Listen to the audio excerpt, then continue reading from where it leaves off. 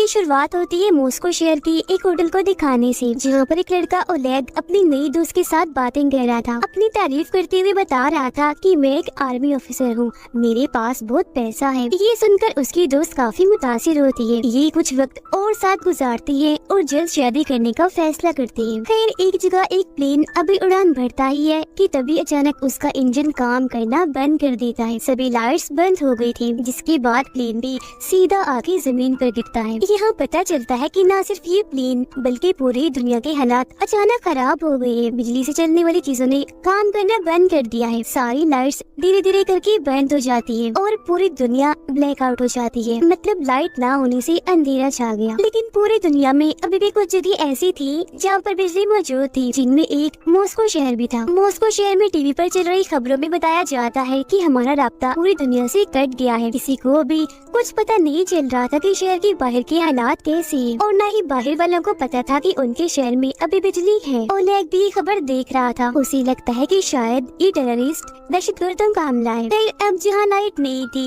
उन सारी जगहों को ब्लैकआउट एरिया, और जिन जिन जगहों पर लाइट्स थी उन्हें लाइट एरिया का नाम दे दिया जाता है। मॉस्को की गवर्नमेंट ब्लैकआउट एरिया की सूरत हाल का जायजा लेने के लिए बहुत सारे ड्रोन कैमरास वहाँ भेजती है, लेकिन रास्ते में सारे के सारे ड्रोन अजीब तरीके से गायब हो जाते हैं। जब सोल्जर्स वहाँ पहुँचते हैं तो वहाँ के हालात देखकर दंग रह जाते हैं। दरअसल जब ब्लैकआउट हुआ तो यहाँ की सब जानदार चीजें जैसे कि डॉग्स, बिल्लियाँ, मछलियाँ, यहाँ तक कि इंसान भी बड़े अजीब तरीके से मारे गए हैं। हर जगह लाशें ही लाशें बिखरी पड़ी थी। लग रहा था जैसे कुछ ही पल में ये पूरी जगह कब्रिस्तान बन गई हो। सोल्जर्स अभी छानबीन कर ही रही थी कि तभी एक अनजान आदमी एक सोल्जर पर हमला कर देता है। उसे बुरी तरह जख्मी करने के बाद उसके हथियार लेकर बड़ी स्पीड में वहाँ से भाग जाता है। सब उस पर गोलियां भी चलाते हैं, लेकिन उसे कुछ फर्क ही नहीं पड़ रहा था। एक भी गोली उसे नहीं लगती, बस भागता ही जा रहा था। ये देखकर सभी सोल्जर्स को काफी हैरानी हुई। वो अंदाजा लगा लेते हैं कि ये आदमी कोई आम इंसान तो नहीं लग रहा, और अगर ये सच में कोई आम इंसान नहीं है तो बहुत खतरे की बात है। और अब ऐसे ही एक महीना गुजर गया। किसी को भी हालात के बारे में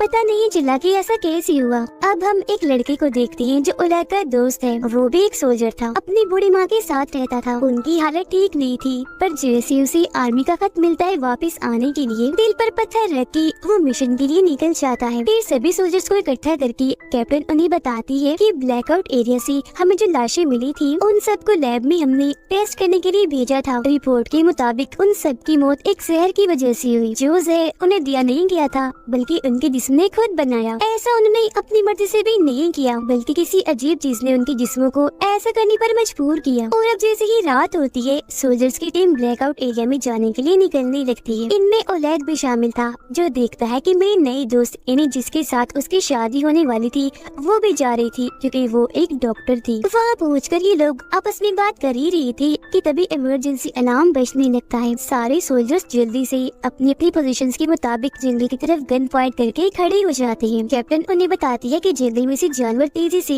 उनकी तरफ बढ़ रहे हैं। सारे एक ही तरह के जानवर हैं, जिनका साइज काफी बड़ा है। और फिर अगले ही पल वो जानवर सोल्जर्स पर झपट पड़ती है। बुरी तरह हमला कर दिया था। सोल्जर्स भी अपने बचाव में अंधाधुंध गोलियां चलाने लगते हैं। अगली सुबह बहुत बुरे हालात दिखाए जाते हैं, क्योंकि बहुत सारे सोल्जर्स मारे गए थे। वो लोग देखते हैं कि हमला करने वाले जानवर जंगली भालू थे, पर उन लोगों को ये समझ नहीं आ रही थी कि भालुओं ने झुंड बनाकर हमला क्यों किया, क्योंकि वो कभी भी ऐसे नहीं करते। ओलेग भी हमले में जख्मी हो गया था। उसकी दोस्त क्योंकि डॉक्टर थी, उसका इलाज कर रही होती है। अब शहर के एक हॉस्पिटल में एक लड़का दाखिल था। वो बेड पर लेटा था। उसकी तबीयत अचानक खराब होने लगी। दरअसल जब से ब्लैकआउट हुआ, उसके साथ तभी से अजीबोगरीब हो रहा था। उसे बहुत सी अनजान लोगों की आवाजें सुनाई देती थी। एक आदमी जिसके बाल नहीं थे हमेशा उसे तंग किया करता था। असल में ब्लैकआउट के होते ही इस लड़की के पास सुपर पावर्स आ गई थी। उसके पास अलग ही तरह की ताकतें थी। उसकी आंखें जैसे ही खुलती है, अपने सामने वो एक लड़के को पाता है। लड़का उसे बता रहा था कि मैं तुम्हारा दोस्त हूँ, जरूरी जानकारी तुम्हें देने आया हूँ। दरअसल ये जो हालात पूरी दुनिया में हुए हैं वो अजीब तरह की लहरों के हमले की वजह से हुए हैं।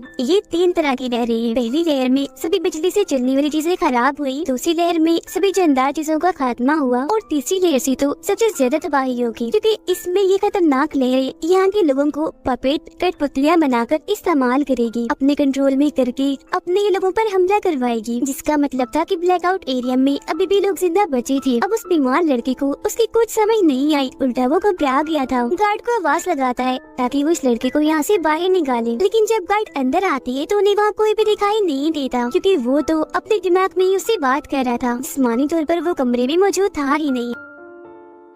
इन सब हालात और अपने कंट्रोल में ना होने की वजह से लाइट एरिया के लोग सड़कों पर निकल आते हैं, हर तरफ तोड़फोड़ करके तबाहियां मचा रहे थे। यहाँ तक कि सोल्जर्स पर भी हमला करने लगते हैं, क्योंकि उन्हें लग रहा था कि ये सब गवर्नमेंट की कोई चाल है। उधर आर्मी कैंप में सोल्जर्स के अलग अलग ग्रुप बना दिए जाते हैं। इनमें एक ग्रुप ओलेग का था और एक उसके दोस्त का था। ब्लैकआउट एरिया के हालात बहुत खराब थे, सब कुछ तहस नहस हो गया था। पुल बुरी तरह टूट गया था, क्योंकि प्लेन तबाह होकर पुल पर ही गिरा था। बहुत सारी बिल्डिंग्स भी तबाह हो गई थी। पहले भेजी गई आर्मी के हेलीकॉप्टर, टैंक्स और गाड़ियाँ खिलौनों की तरह टूट के बिखरी पड़ी थी। ओलेग का दोस्त अपने साथियों के साथ एक टाउन में पहुंचता है। उनके साथ एक रिपोर्टर भी आई थी। सभी टीम्स के सोल्जर्स अपने अपने एरिया की छानबीन कर रहे थे। ऐसे ही कुछ दिन गुजर जाते हैं, पर ना तो इन्हें कोई इंसान दिखता है और ना ही उनकी लाशें। अब पावर्स वाला लड़का जब एक जगह पर बैठा हुआ था, तो तभी उसे मिलने एक आदमी आया जिसका नाम आईडी था। इसने पहले तो अपना मुंह छुपाया हुआ था, पर जैसे ही कपड़ा हटाता है तो उसकी शक्ल काफी अजीब थी, बाकी जिस इंसानों जैसा ही था। वो बताता है कि मैं इंसान नहीं हूँ, बल्कि इंसानों जैसा दिखने वाला एलियन हूँ। तुम्हारी सुपर पावर्स को कोई इस्तेमाल करके पूरी दुनिया में ये सब कुछ कर रहा है और उसी इंसान की मैं खोज कर रहा हूँ। और वो आदमी, वो विलन और कोई नहीं बल्कि मेरा भाई है, मेरे ही तरह एलियन है। और जब ब्लैकआउट हुआ था, तुम ब्लैकआउट एरिया और लाइट एरिया के बीच में फंसे हुए थे। यही वजह है कि आज ये ताकतें तुम्हारे पास हैं। लड़का कुछ समझ पाता है, इससे पहले ये कैप्टन और उनके सोल्जर्स वहाँ पर आ जाते हैं, आईडी पर गन तान देते हैं। लेकिन चालाक आईडी कैप्टन के सोल्जर्स के दिमाग को अपने कंट्रोल में कर लेता है, जिससे सोल्जर्स को कैप्टन दिखने लग जाता है आईडी, और आईडी दिखने लगा था कैप्टन। मतलब रूप बदल के दिखने लगे थे, जिससे होता ये है कि सारे सोल्जर्स असली वाले कैप्टन पर ही गन तान देते हैं। आईडी कैप्टन को कहता है कि अगर तुम्हारे इंसानों को कोई बचा सकता है तो वो सिर्फ मैं ही हूँ, तो इसीलिए जरा शांत होकर मेरी बात सुन लो जो मैं बताना चाहता हूँ। ये सुनकर कैप्टन उसे इंक्वायरी रूम में ले जाती है। आईडी उसे बताता है जैसे आप लोग अपने इस प्लेनेट जमीन पर रहती हो, हम भी ऐसे ही अपने प्लेनेट पर रहते हैं। हमारी ये खूबी है, काफी साल गुजर जाने पर भी हम बूढ़े नहीं होते और न ही मरते जब तक कि कोई हमें मार ना दे। जल्दी हमारे प्लेनेट का सूरज तबाह होने वाला है, इसीलिए अब हमें एक नए प्लेनेट की तलाश है। और क्योंकि तुम्हारे प्लेनेट को चुना गया, इसीलिए मुझे और मेरे भाई को यहाँ भेजा गया, ताकि हमारे बाकी लोगों को यहाँ लाने के लिए हम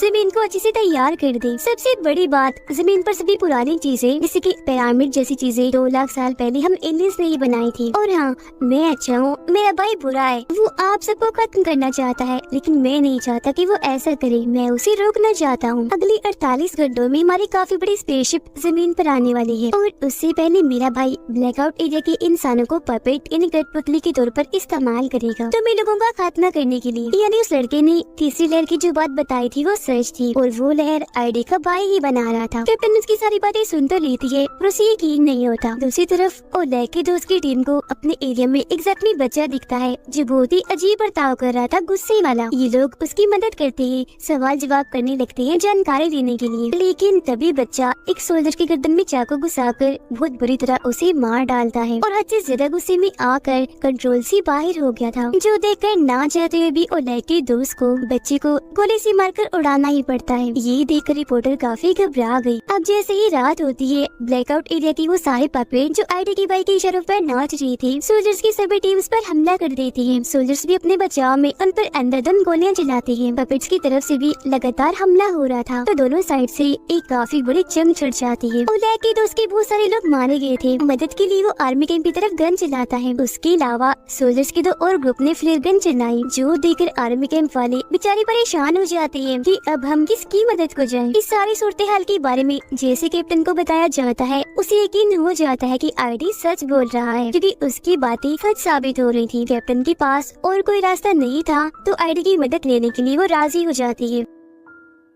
आईडी कैप्टन को कहता है कि मेरे भाई को ढूंढने के लिए हमें पावर्स वाले लड़के की जरूरत पड़ेगी। मेरे भाई को मारते ही मैं सभी इंसानों के पपेट को कंट्रोल करके रोक दूंगा। फिर कैप्टन आईडी को लेकर आर्मी बेस पर पहुंचती है। उधर अचानक से ओलेग की दोस्त की टीम पर बड़ा हमला हुआ, जिसमें एक एक करके सारे सोल्जर्स मारे जाते हैं। सिर्फ 2 ही लोग बचते हैं, ओलेग का दोस्त और रिपोर्टर। पपेट की तादाद काफी ज्यादा थी, इसीलिए वो बाकियों के पास जाने की कोशिश करते हैं, ताकि साथ मिलकर उनका सामना कर सके। आईडी पावर्स वाले लड़के को ध्यान लगाने का कहता देता है, मतलब ख्याल देखने में उसकी मदद कर रहा था ताकि लड़का ये देख सके कि आईडी का भाई कहाँ है। कुछ ही देर की मेहनत के बाद उसकी लोकेशन पता चल ही जाती है, जो एक काफी बड़ी बिल्डिंग की छत थी, और वहीं से वो सारे पपेट्स को कंट्रोल करके सब करवा रहा था। वो निकल ही रहे थे कि तभी उन्हें पता चलता है कि पपेट्स ने लाइट एरिया पर भी हमला कर दिया है, जिसका मतलब था कि तीसरी लहर का असर शुरू हो गया है। तो इसीलिए वक्त को बर्बाद ना करते हुए कैप्टन आईडी के साथ वहाँ के लिए निकलने लगी। पावर्स वाला लड़का आईडी को कहता है कि मुझे तुम्हारे भाई ने देख लिया है, वो मुझे मार डालेगा, तो प्लीज मुझे भी अपने साथ ले चलो। आईडी जवाब देता है कि नहीं, तुम इधर बेस में ही महफूज हो, वहाँ तुम्हारी जान को खतरा है, यही रहो। ये कहने के बाद वो कैप्टन के साथ निकल जाता है। वो लोग बेस से अभी थोड़ा दूर आए ही थे कि आईडी के भाई को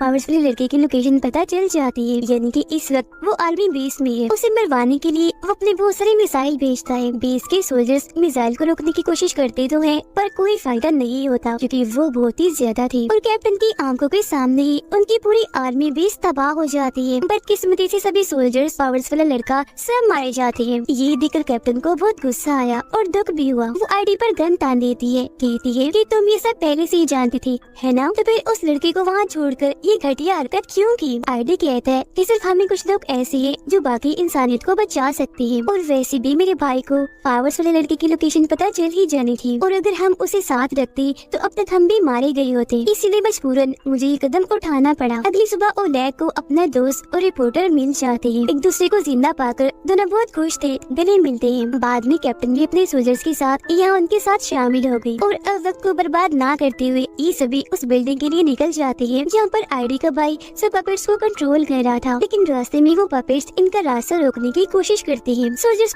उनकी जान की परवाह ना करते हुए टैंक से उन्हें मारते हुए कुचलते हुए आगे बढ़ते जा रहे थे। वो भी इन पर हमला कर देते हैं और इनके बीच काफी बड़ी जंग छिड़ जाती है। कुछ पपेट्स तो अपने ऊपर बॉम्ब बांधकर सोल्जर्स पर गिर रहे थे ताकि अपने साथ साथ उन्हें भी उड़ा दे, पर सोल्जर्स बड़ी मुश्किल से उनसे बचते बचाते बिल्डिंग तक पहुँच जाते हैं। आईडी कुछ सोल्जर्स को लेकर बिल्डिंग की छत पर जाने लगता है, जबकि बहुत सारे सोल्जर्स नीचे ही रुक गए थे पपेट्स का मुकाबला करने के लिए। जिसके बाद आखिरकार ओलेग की दोस्त और आईडी का सामना उसके भाई से हो ही जाता है। ओलेग का दोस्त आईडी के भाई पर हमला करने के लिए आगे बढ़ता है, पर वो एक ही झटके में उठाकर उसे दूर फेंक देता है। फिर आईडी जाता है अपने भाई का सामना करने के लिए। दोनों भाइयों के बीच जबरदस्त लड़ाई शुरू हो जाती है। दोनों ही कम नहीं थे, एक दूसरे से बढ़कर ही थे, बराबर टक्कर दे रहे थे। मुक्के मारने से उनके हाथों से चिंगारियां निकल रही थी। दोनों ही बहुत ताकतवर हैं। नीचे ओलेग और बाकी सोल्जर्स को पपेट को रोकने में काफी मुश्किल हो रही थी, क्योंकि उनकी तादाद करोड़ों में थी। वो खत्म हो ही नहीं रही थी। पपेट्स इतने चालाक थे कि तेल से भरे हुए ट्रक को लेकर उन पर हमला कर देती है, जिससे काफी बड़ा धमाका हो जाता है। कुछ को छोड़कर अब सारे ही सोल्जर्स मारे जाते हैं। मुश्किल से ये बस 5 ही बचे थे और अब इनको ही पपेट्स का सामना करना था। ओलेग और बाकी सोल्जर्स भी बिल्डिंग के ऊपर जाने लगते हैं। पपेट्स भी अपने लीडर यानी आईडी के भाई का साथ देने के लिए तेजी से उस बिल्डिंग की तरफ आ रहे थे। पपेट्स यहाँ आते उससे पहले ही आईडी जोर से अपने भाई को मुक्का मारता है। आईडी अपने भाई के सीने से उसका दिल ही निकाल लेता है, जो जाहिर है एलियन होने की वजह से डिवाइस की तरह का था। फिर वो दिल में एक बॉम्ब लगा देता है। जैसे उसका दिल तबाह होता है, उसके भाई की भी मौत हो जाती है। अपने भाई को मारने के बाद आईडी को सभी पपेट्स का कंट्रोल मिल गया था। एक ही झटके में वो उन सबको मार गिराता है। अब वो सारे लोग जो जिंदा बचे थे इस जंग में जीत तो गए थे, पर उन्हें कोई खुशी नहीं थी, क्योंकि वो चंद ही ऐसे थे जो जिंदा बचे थे, जबकि करोड़ों की तादाद में बेगुनाह लोग सड़कों पर मरे पड़े थे। कीड़े मकोड़ों की तरह पूरी ही दुनिया का दिल हिला देने वाला सीन था। आईडी इन सबको बताता है कि इंसानों में प्यार और रहम नहीं है। तुम बहुत ही खुदगर्ज हो, सिर्फ अपने बारे में ही सोचते हो। यही वजह है कि मेरा भाई तुम सबको मारना चाहता था ताकि एलियंस यहाँ सुकून से रह सके, लेकिन मेरा मकसद कुछ और ही था। और अब यहाँ वो सबसे बड़ा राज खोलता है कि मैं इंसानों की मदद इसलिए करना चाहता था ताकि इंसान मुझे अपना मसीहा समझ ले, यहाँ तक कि अपना गॉड ही समझने लगे। तब लड़का गुस्से में आईडी से कहता है कि तुम सब कुछ पहले से ही जानती थी, तो फिर ब्लैकआउट होने से क्यों नहीं रोका? आईडी जवाब देता है कि अगर मैं वो रोक देता तो किसी के भी दिल में मौत का डर ना होता, मेरी बात का कोई भी यकीन ना करता। और वैसे भी तुम लोग काफी हो आबादी बढ़ाने के लिए, जिन सबका मसीहा गॉड मैं हूँ। अगर बाकी लोग मर भी गए तो मुझे परवाह नहीं, जिसका मतलब था कि ये भी अच्छा नहीं है। शुरू से अब तक ये बस अपना ही फायदा देखता आ रहा है।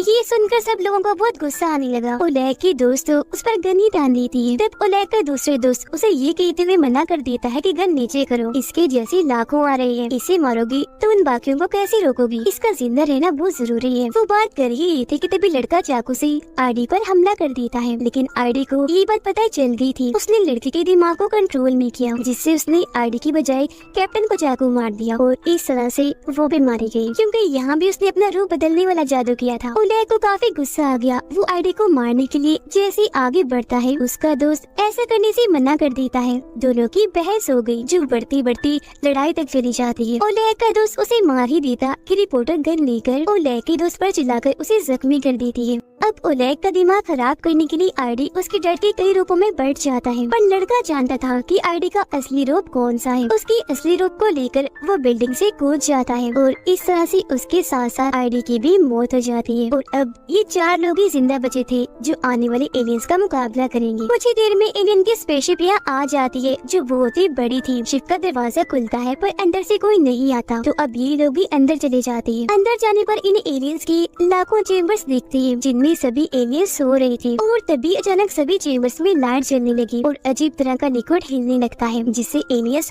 होश में आने लगते हैं। डॉक्टर बताते हैं कि ये लिक्विड जरूर उनका ऑक्सीजन है, इसीलिए उनके जागने से पहले ओलेग गोली से सबको मारने लगता है। लेकिन उनके पास टाइम कम था और गोलियां भी नहीं थी, इसलिए दिमाग लगाकर ऑक्सीजन की मेन पाइप को ही हथौड़े से तोड़ देती है। जिससे होता ये है कि वो सारे एलियंस जागने से पहले ही मारे जाते हैं। अब बस कुछ चेम्बर्स बचे थे, जिनमें उन्हें एलियंस के मासूम बच्चे दिखते हैं। इन्हीं आईडी की बात याद आती है कि इंसान में प्यार और रहम नहीं, और क्योंकि इस तरह के इंसान वो बनना नहीं चाहते थे, इसलिए एलियंस के बच्चों को कुछ नहीं करते, छोड़ देते हैं। कुछ ही देर में एलियंस के सारे बच्चे अपने अपने चेम्बर से बाहर आ जाते हैं, जो सारे आईडी जैसे ही लग रहे थे। वो बच्चे हैं, इसलिए अब कोई खतरा नहीं था। और इसी के साथ ही फिल्म इधर ही खत्म हो जाती है।